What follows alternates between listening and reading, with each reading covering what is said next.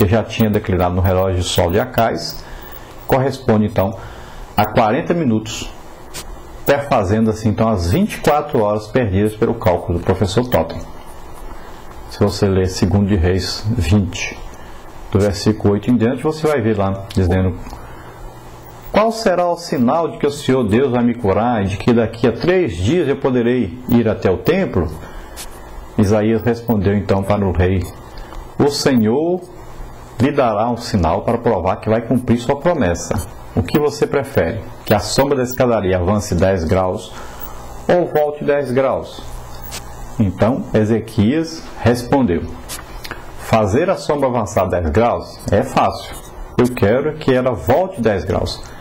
Então Isaías orou a Deus, o Senhor, fez a sombra voltar 10 degraus na escadaria feita pelo rei Acais. E Isaías 38:8 diz: eis que farei retroceder 10 graus a sombra lançada pelo sol, declinante no relógio de Acais. Assim retrocedeu o sol os 10 graus que já havia declinado. Então estão aí 40 minutos, estava faltando para completar as 24 horas. Na nossa parte número 4, aí, Deus e a verdadeira ciência não se contradizem. Então o milagre foi possível. Com efeito, o milagre no dia longo aí de Josué, como ficou conhecido dos historiadores, foi um milagre operado por Deus. Deus é um Deus de milagre, porque para Deus nada é impossível, como diz Lucas 1:37. Se Deus não existisse, também tais milagres nunca aconteceriam. Se eles acontecem, é sem sombra de dúvida que por trás de tais milagres existe então uma inteligência racional, que é Deus. Ele que controla todas as coisas. Ele está no controle de todas as coisas. Ele quem sustenta todas as coisas. E nós vamos ver que Deus pode se manifestar quando e onde Ele quiser. Deus pode se manifestar nos diferentes modos de sua existência. Os sinais operados por Jesus eram atuações de Deus em respostas às necessidades prementes. Não existem coisas semelhantes aos milagres, Cada milagre tem uma forma didática de proceder. No caso de Josué, então, não houve dia semelhante a este.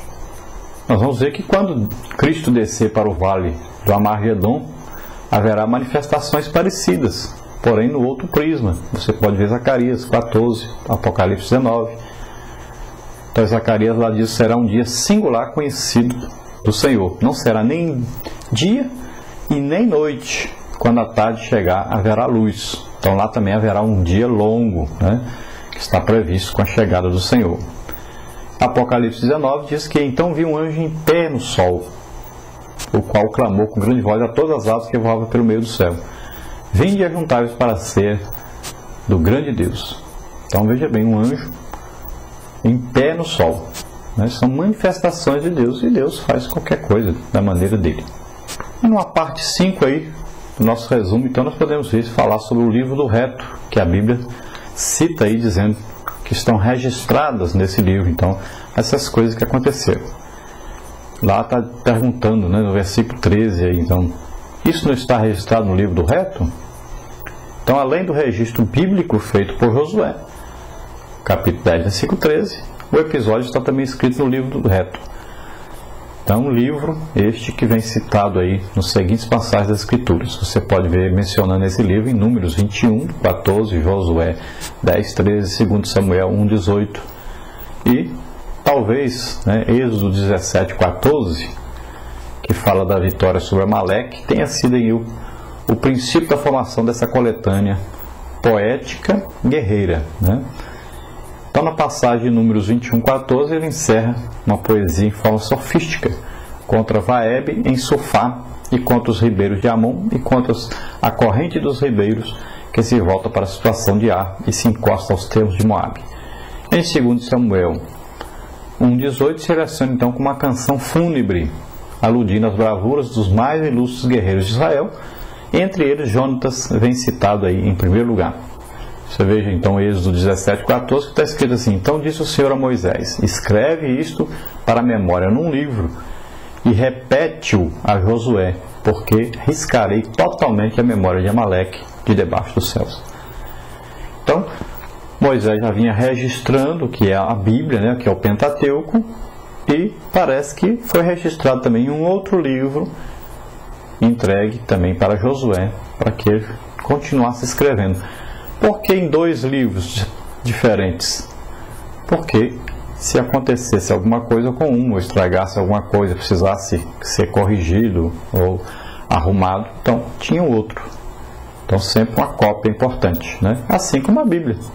Quais os títulos que nós podemos ver nesse livro do reto aí, usados então na Bíblia? Então vários nomes tinha esse livro, e eles aparecem entre os escritores sagrados variadamente. Então, apenas dizendo assim, um livro, Êxodo 17:14, o livro das guerras do Senhor, Números 21:14, o livro do reto, Josué 10:13, o livro dos justos, 2 Samuel 1:18. Então, em Josué, este livro traz o nome hebraico de Jazé, e em 2 Samuel 1:18, Yachá. Quando é que se perdeu esse livro, já que ninguém tem notícia desse livro? Então, nos dias de Davi, aproximadamente 1056 a.C., este livro ainda existia e deve ter sido acrescentado com o Cântico de Davi em relação ao seu amigo Jonatas, especialmente aquela parte de como Jonatas usava seu arco na batalha. E com o passar dos séculos, provavelmente se tinha aí perdido ou arrebatado por algum exército invasor. Em nossos dias não temos notícias de que alguém encontrou o livro do reto, a não ser uma publicação que em 1751 apareceu na Inglaterra, que pretendia ser uma tradução do livro do reto, mas foi reconhecida como um grosseiro embuste, né? Então, talvez um dia a arqueologia possa encontrar esse livro do reto e nós poderemos aí ver o livro, o famoso livro do reto. A verdade é que o Senhor pelejará por nós, né? E nós, nessa hora, nos calaremos quando vimos que o Senhor peleja, que o Senhor é forte e poderoso. E também essas pessoas que criticam a palavra de Deus vão se calar. Um dia eles vão ver a operação maravilhosa de Deus, o poder de Deus em operação, e ficarão mudos nessa hora, porque não terão como dizer que não houve, que não aconteceu, né?